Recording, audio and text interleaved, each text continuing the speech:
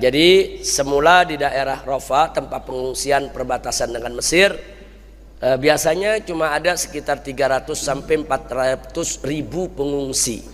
Tapi saat ini sudah 1,5 juta lebih. Karena yang dari utara semua hijrah ke selatan. Mereka hijrah nih nggak bawa barang, saudara, rumahnya udah dihancurkan, harta bendanya udah musnah. Jadi mau makan juga susah. Nah, kita dari DPP FPI, juga dari Komite Persaudaraan Al-Aqsa, begitu juga dari Hilal Merah Islam, ya ikhwan, terus bekerja sama bersama Mercy juga. Kita bekerja sama bagaimana supaya bantuan-bantuan yang diamanatkan oleh umat yang jumlahnya miliaran itu semua bisa sampai itu kepada yang berhak. Adapun soal rumah sakit Indonesia di Gaza, kita juga untuk kesekian kalinya bekerja sama dengan Mercy, dan Mercy punya komitmen untuk membangun kembali.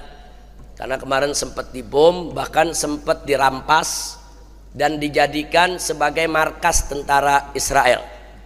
Sampai-sampai Hamas meminta izin kepada umat Islam di Indonesia, mereka mau serang dan mereka mau hancurkan, bukan karena rumah sakitnya, karena sudah dijadikan markas tentara Israel. Tapi ala kulli hal, kawan-kawan Mercy di sini terus melakukan kontak komunikasi, bahkan ada delegasi sempat datang ke kedutaan Amerika Serikat di Jakarta, bertemu dengan duta besarnya dan bertemu dengan petingginya, saudara, supaya mereka bisa menghargai kemanusiaan.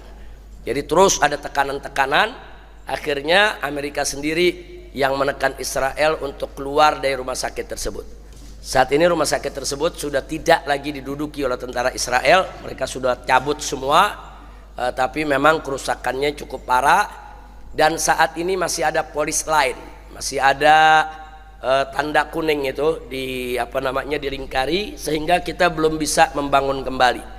Nah, kenapa di polis lain? Karena rumah sakit Indonesia menjadi salah satu barang bukti untuk pengadilan Mahkamah Internasional bahwa tentara Israel menyerang rumah sakit.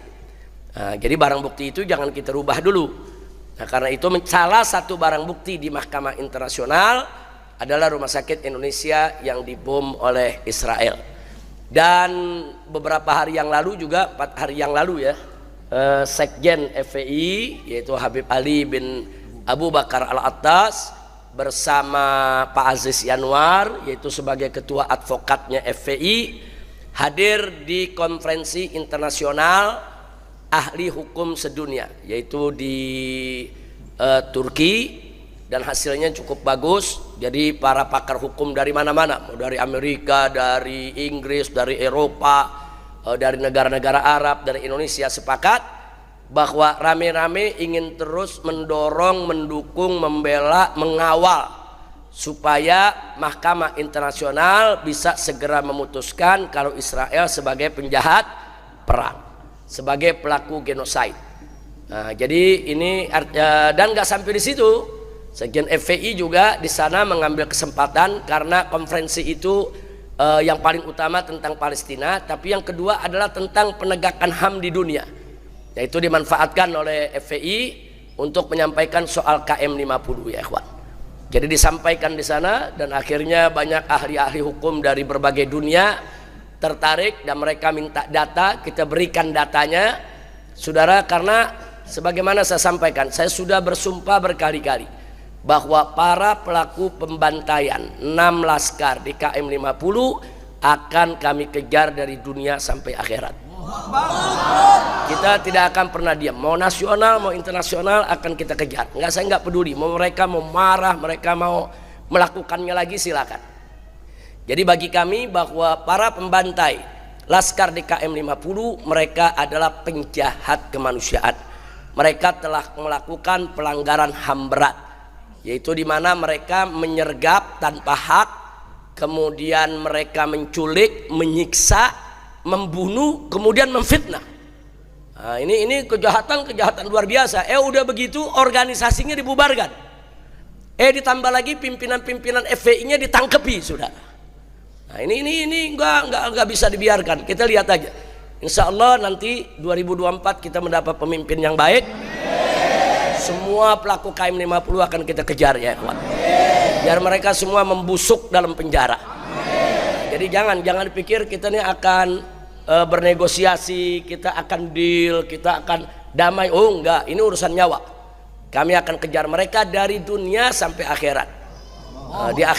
Di akhirat pelaku pembantaian orang beriman semacam ini, saudara, tentu siksanya teramat pedih. Nauzubillah min dzalik. Mudah-mudahan kita diselamatkan oleh Allah Subhanahu wa taala dari siksa api neraka. Nah, itu yang perlu kita sampaikan. Jadi alhamdulillah DPP FPI sudah banyak melakukan hal-hal yang cukup bagus, cukup baik, dan doakan mudah-mudahan dalam waktu dekat Rumah Sakit Indonesia bisa dibangun kembali. Ini untuk Rumah Sakit Indonesia bantuan yang sudah mengalir nggak sedikit ya kawan, sudah 80 miliar. Cuman belum bisa kita pakai karena ini kan amanatnya untuk memperbaiki rumah sakit ya kawan. Jadi uang itu, amanat itu masih disimpan oleh Mercy. Mungkin sekarang bertambah, mungkin besok akan bertambah lagi saudara, agar Rumah Sakit Indonesia bisa segera diperbaiki dan bisa segera beroperasi kembali. Tapi ada yang lebih penting dari itu, terus doakan agar dalam waktu dekat ini saudara, Palestina menang dan merdeka. Agar Masjidil Aqsa kembali ke pangkuan umat Islam, dan agar Israel angkat kaki dari bumi Palestina. Karena tidak ada hak sejengkal pun bagi Israel untuk tinggal di bumi Palestina. Karena mereka adalah penjajah, perampok, perampas negeri orang lain saudara, yang didukung oleh Amerika, oleh Inggris, dan oleh banyak negara-negara Eropa. Tapi kali ini perlawanan yang diberikan oleh bangsa Palestina luar biasa, mengejutkan dunia, menakjubkan kita semua. Mudah-mudahan ini pertanda datangnya pertolongan Allah Subhanahu wa taala. Nasrun minallah wa fathun qarib wa basyiril mu'minin. Ini insyaallah merupakan nasrun minallah, pertolongan dari Allah. Kalau sudah ada pertolongan dari Allah, wa fathun qarib, maka kemenangan sudah dekat. Wa basyiril mu'minin, kasih kabar gembira ini kepada orang-orang beriman. Jadi jangan berhenti doa, terus doa agar Palestina segera Allah merdekakan.